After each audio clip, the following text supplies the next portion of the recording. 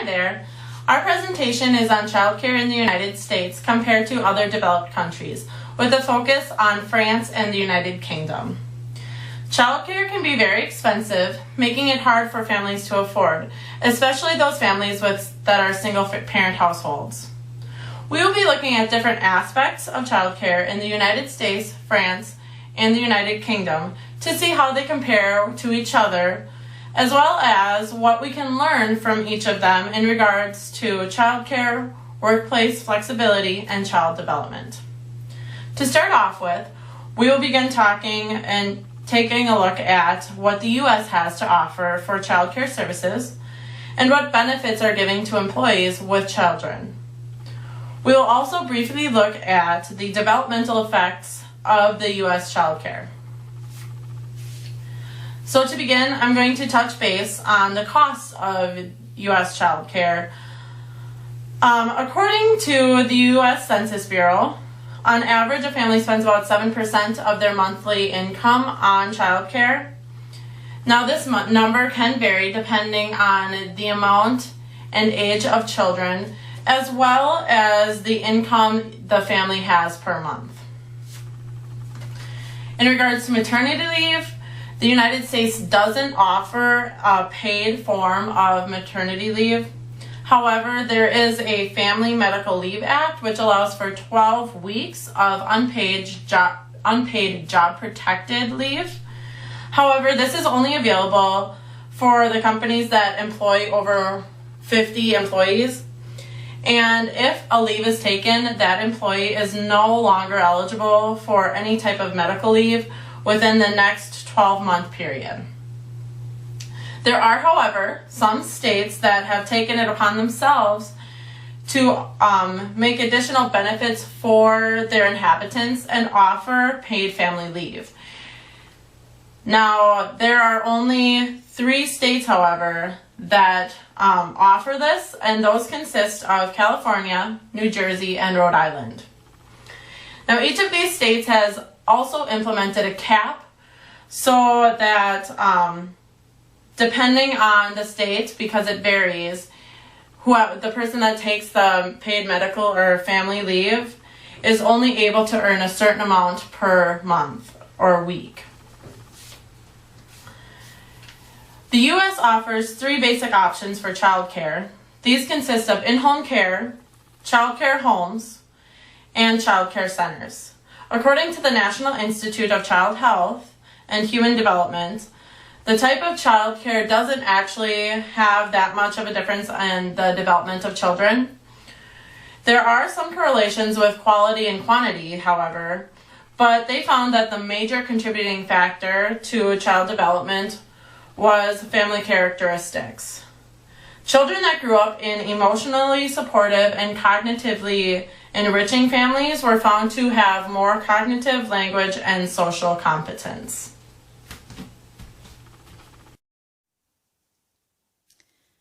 Hi, next I am going to take a look at what France offers for women's health care and childcare coverage.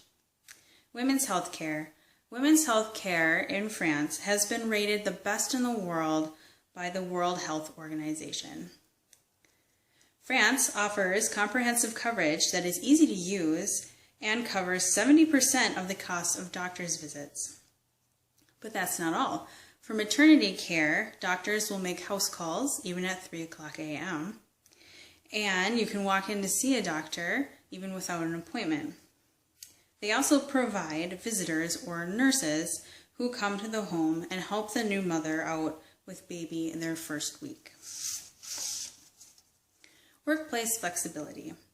Workplaces in France allow an expecting mother to take full paid leave 6 weeks before baby arrives and can take up to 3 years full or part-time unpaid leave after the child is born. This flexibility is available because the country sees raising children as a public or everyone's responsibility. The country's culture feels it is important to help families transition into parenthood. Public childcare. Public childcare starts at the age of 2 or 3 years old for children in France. Mothers have a choice of childminders, creches, or day nurseries. Due to the amount of mothers in the workforce, the child care systems are in high demand.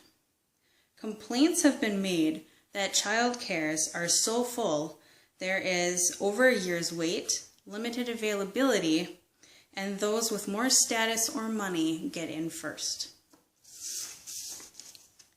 Child care and health care also come at a high cost for France. The health care system alone created a $9 billion deficit in 2007. France has now proposed to have people start paying more for their own coverage to help cover these costs. Next to discuss is childcare in the UK, which is quite a bit different than ours. In the UK, they rely more heavily on family and friends for childcare. In 2013, figures dictated that over a third of parents in the United Kingdom relied on this kind of informal childcare. With this in mind, research for informal childcare in the UK declares that those raised by grandparents have neither an advantage or disadvantage in terms of school readiness. Keep in mind that these tests use the British Ability Scale along with the revised Bracken Concept Scale. In layman's terms, this means that they use tests measuring vocabulary and school readiness. It should be noted that the children that attended formal childcare did have a slight advantage on their scores for school. This was one of the many tests made to ascertain if those using informal childcare in the UK are at an advantage or disadvantage. Most, if not all of them, found that there is no massive advantage or disadvantage between formal and informal childcare. Next topic, healthcare in the UK. It really is a matter of location. Northern Ireland, Wales, and England all have healthcare, but each one implements their own version of it. Now, although each government administers their healthcare in a different manner, they all offer free public healthcare. And I want to comment that sometimes this can be misleading.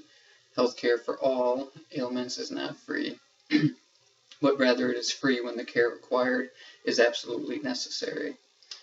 But if this is the case, though the ambulance services and any other transportation which the government provides, in other words, the Air Force and Naval Force, is at your disposal in case of emergencies, it's free. And can you imagine our government giving us such precedence? In retrospect, it seems to me that this should be an obvious service governments should provide for their citizens. A government that cares so much for their citizens that they will use vehicles of the armed services to save their life, even if it is only one life that is threatened, is one that I would be proud to live under. And this must be a great relief for families living under such a blanket, for they know if their child were to, God forbid, become seriously injured, they need only worry about the preservation of their child's life and not on how they will go bankrupt in the process. This has relevance to our next topic, which is family accommodations in the workplace. The workplace could be the bane of a family's existence, even having the capacity to tear the family apart completely. The UK has recognized this fact and has implemented several steps to mitigate such occurrences, one of which is known as the flexible working legislation. This law, which was extended in June of 2014 to include all employees with 26 weeks of continuous service, states that employees with children under the age of 18 have the right to make requests to change their work schedule to allow them time for their family obligations. The employer does have the right to refuse, however, but only under circumstances where the accommodations would have a detrimental effect on the quality, performance, or cost of the business. In other words, it allows work hour flexibility, but does not allow simple dictation on the number or quality of hours from an employee. It should be noted that this does not allow one discrimination laws, picking only employees who don't have children. An employer must still employ without prejudice towards sex, race, family, etc. Even with such laws, families must sometimes rely on public child care, which is our next topic. In the UK, public child care is somewhat hard to find. Parents actually spend an average of 33% of their income on child care. And if you think of that, 33% of all your work would go exclusively towards allowing you to work and have a child. If anything, one would figure that workers who have children would need to be paid more because they have a family and not less. Because of this high demand, the cost of childcare in the UK is extremely expensive. Many turn to public or state-funded childcare. It varies from government to government, but the general idea is the same in that there is never enough room in public childcare for all working families in the area. In 2012, England itself had adequate facilities for only 46% of the time. Others were as low as 17%. This will go hand in hand with our next topic, the effects of daycare on children. This is especially important in the UK because the amount of people that rely on childcare. Because childcare is so expensive, many parents work more and for longer hours in order to mitigate the costs. Studies on the social, emotional impact of childcare indicates that children who spend the majority of hours in the care of non-maternal caretakers are more likely to exhibit less skill at cooperation and social competence. They also have a harder time forming relationships, thus developing attachment insecurities. Such problems cause a slew of other issues, including depression and anxiety in later life. Males especially develop traits of aggressive nature, acting out and seeking conflict because of their inability to empathize with others. This can lead to a child missing out on opportunities to develop their cognitive and intellectual skills, their aggressive nature closing doors in educational and in employment facilities. But when all is said and done, the UK still has many issues to work out in their child system. They have, however, made much progress in the workplace and healthcare. To mandate flexible hours within reason to parents is a great milestone for childcare development. Ensuring we have time to cultivate our families is essential for future generations. I want to thank you for listening to our presentation concerning childcare in other countries compared with our own. In comparison of the three countries, France, United Kingdom, and USA, our research shows that each country has its own benefits and downfalls. Whether one system is better than the other is really a personal preference, and what works for one person or a family may not work for another. It's all subjective to everyone's current situation, and we three hope that you have learned much from our project, and please feel free to leave a comment below. Thank you.